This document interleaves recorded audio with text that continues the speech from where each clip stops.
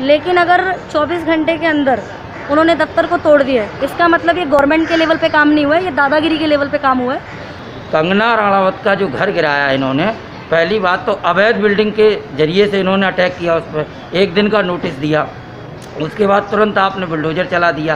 क्या आपको इससे पहले मालूम नहीं था? हैं, आज से बिल्डिंग बनी है, अब से ज़माना हो गया बिल्डिंग बने हुए, तब से आपने नहीं ध्यान दिया।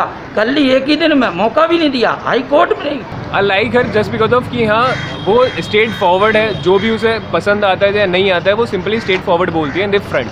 That's why I like her. क्योंकि Kangana she is doing very good और ऐसा हर कोई नहीं कर पाता कि इतना सही का साथ दे, नहीं तो जनरली लोग नहीं बोलते हैं, पता होता है तब भी चुप रहते हैं। बट कंगना वेरी बिगनिंग से बहुत सपोर्टिव है, बहुत बोल रही हैं। उन्होंने तो उसके सुशांत केस में भी काफ़ी कुछ बोला, तो मुझे लगता है ये गलत था, ऐसा नहीं होना चाहिए। और बाल ठाकरे की इन्होंने वो मटिया पलीत कर दी है, वो अगर आसमान में होंगे, ऊपर होंगे तो रो रहे होंगे, कह रहे होंगे मैंने ये गद्दार बेटा पैदा कर दिया, क्या करे हिंदुओं, मुझे माफ़ करना। उसके साथ बहुत गलत हुआ यार, और सबको सपोर्ट करती है वो, और इंडस्ट्री में सबसे एक अच्छी लड़की है जो इतना ज़्यादा सपोर्ट कर रही है अकेले से साथ की रिपोर्ट को, और जाके यार गाइस सब उसको सपोर्ट करो यार, उसका घर भी तोड़ दिया। कंगना रनौत के साथ काफ़ी सारा पब्लिक सपोर्ट है और पब्लिक को भी समझ आ रहा है कि लाइक कौन गलत है कौन नहीं गलत। सर, जो कल के डेट में कंगना रनौत जी के दफ्तर को तोड़ा गया है, इस पर आपका क्या ओपिनियन है? ये बृहद मुंबई कारपोरेशन जिसके कर्ता धर्ता शिवसेना प्रमुख बाल ठाकरे के पुत्र उद्धव ठाकरे जी हैं, उनकी ये तानाशाही है, ये लोकतंत्र पर करारा प्रहार है। इसकी जितनी निंदा की जाए उतनी कम है। ये महाराष्ट्र की सरकार हताशा में कदम उठाया है और इस तरह के कदम उठाने से लोगों की आवाज़ दबाना आप बंद नहीं कर देंगे। कंगना रावत एक आयरन लेडी है, वो सच बोलती है, वो सच बोलती रहेगी और हम सभी कंगना रावत के सपोर्ट में। मैं बस इतना कहूँगी कि हम लोग डेमोक्रेसी कंट्री में रह रहे हैं, we are free to speak anything. हमें अगर हम कुछ भी बोलते हैं इसका मतलब ये नहीं है कि आप हमें आके मतलब हमारा घर तोड़ दोगे, हमारा ऑफिस तोड़ दोगे। कंगना रनौत के साथ में उन्होंने पर्सनल लेवल पे दुश्मनी निकाली, अपनी पोजीशन का फ़ायदा उठाया है, जो कि गलत है।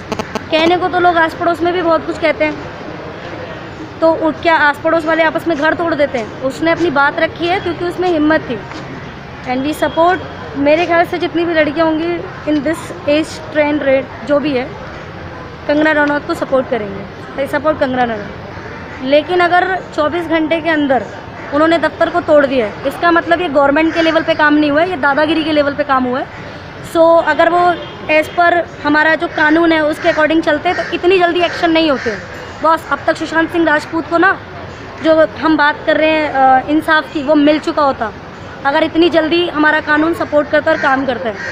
तो ये जो हुआ ये दादागिरी लेवल पे हुआ, कानून के लेवल पे कुछ भी नहीं हुआ है। और ना ही मेरे ख्याल से जो भी समझदार होगा ना, पढ़ा लिखा होगा, उसको ये चीज़ें साफ साफ समझ में आ रही होंगी कि दादागिरी है टोटली, ये कानून के हिसाब से कुछ भी नहीं चल रहा है।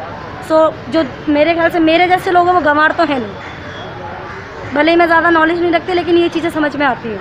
मुझे यही लगता है कि ऐसा नहीं होना चाहिए था, क्योंकि Kangana she is doing very good और ऐसा हर कोई नहीं कर पाता कि इतना सही का साथ दे, नहीं तो जनरली लोग नहीं बोलते हैं, पता होता है तब भी चुप रहते हैं। बट कंगना वेरी बिगनिंग से बहुत सपोर्टिव है, बहुत बोल रही हैं। उन्होंने तो उसके सुशांत केस में भी काफ़ी कुछ बोला, तो मुझे लगता है ये गलत था, ऐसा नहीं होना चाहिए।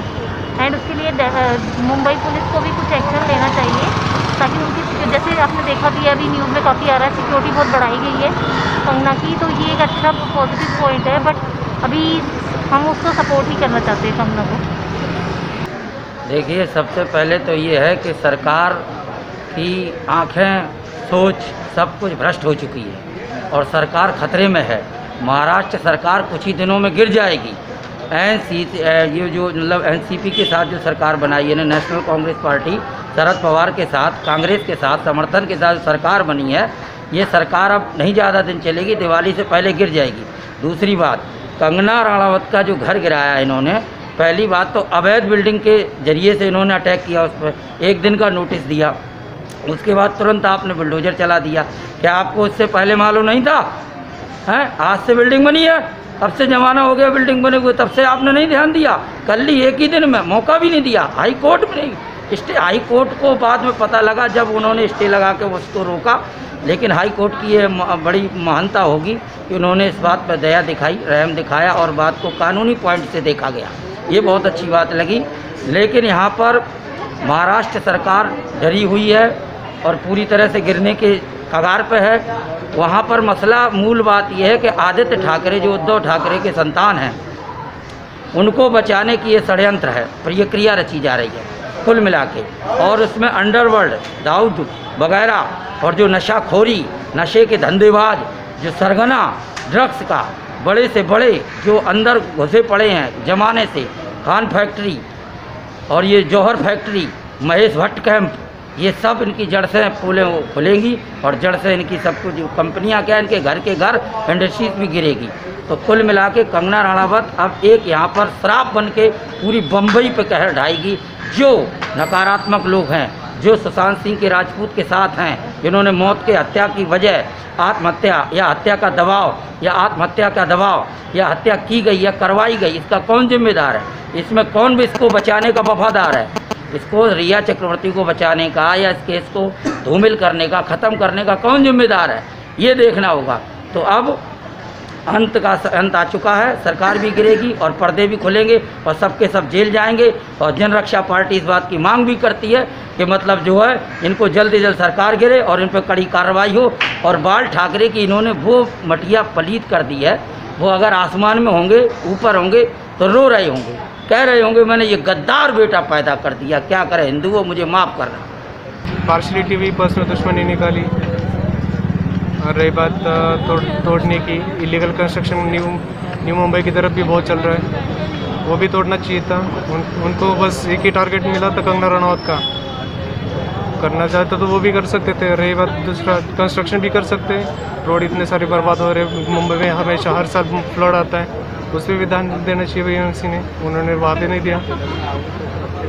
बाजू में वो one of the famous fashion designer Manish Malhotra, उनको शो कॉस्ट नोटिस दिया इनको 7 डेज़ के लिए, इनको 24 आवर्स की। एक पार्शलिटी में क्या, पर्सनल दुश्मनी ना कंगना के लिए। यार देखो, जहाँ तक मैं भी न्यूज़ वगैरह देख रहा हूँ तो कंगना रनावत के साथ काफ़ी सारा पब्लिक सपोर्ट है और पब्लिक को भी समझ आ रहा है कि लाइक कौन गलत है कौन नहीं गलत।